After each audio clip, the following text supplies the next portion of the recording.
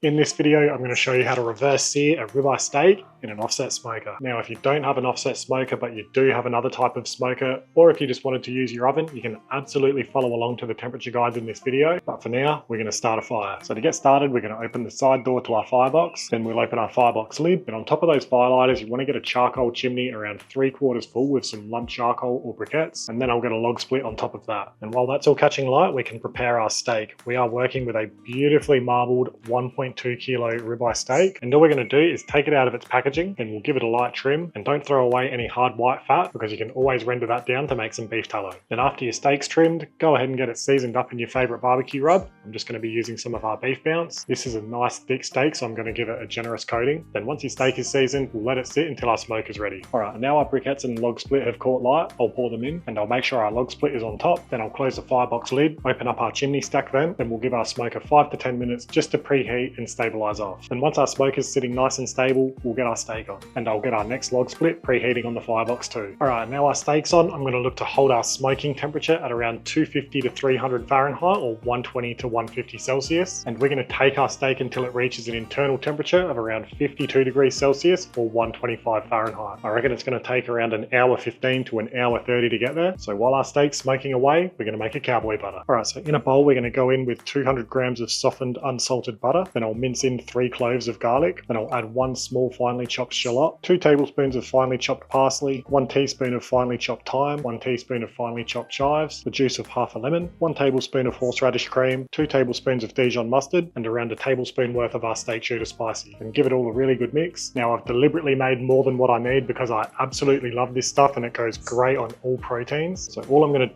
do is put this in an airtight container, and I'll store this in the fridge and then use it as I need it. Alright, we're about halfway through the cook now and our steak is looking great. So what I'll quickly do is just flip it over to help it cook nice and even on both sides. Alright, after about an hour 20, I can't wait any longer. As you can see, our internal is 50 degrees Celsius and our ambient temperature is showing 129. So let's get our steak out and onto some foil. And I'll take that probe out and I'll just loosely cover our steak in the foil just to keep the flies off it. Now we'll let our steak rest for 10 to 15 minutes while I open up our firebox lid to let our fire burn down to a nice bed of coals to finish our steak off with a sear. Alright, so we're just about ready to sear our steak. So what I'll do is just take one of the grill grates out of my Tahoma to put straight over the fire. And now we're just going to finish our steak off for 60 to 90 seconds per side.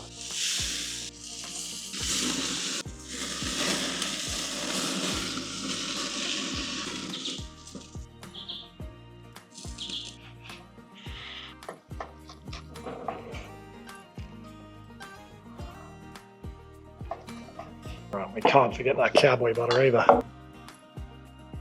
I'll try a piece without the cowboy butter first. Oh, tender, juicy, got a beautiful flavour. You can taste that subtle smoke, and it's got a great sear on it too. Alright, and with that cowboy butter, that's going to be one of the best combinations. Well, there you have it. There's how to reverse sear a steak in an offset smoker. If you've got any questions, don't hesitate to ask them in the comments below. And if you enjoyed this video, give it a thumbs up and subscribe to our channel so you don't miss our next videos. But for now, I'm going to take this inside away from the flies to enjoy it. So thanks for watching, and I'll see you in the next one.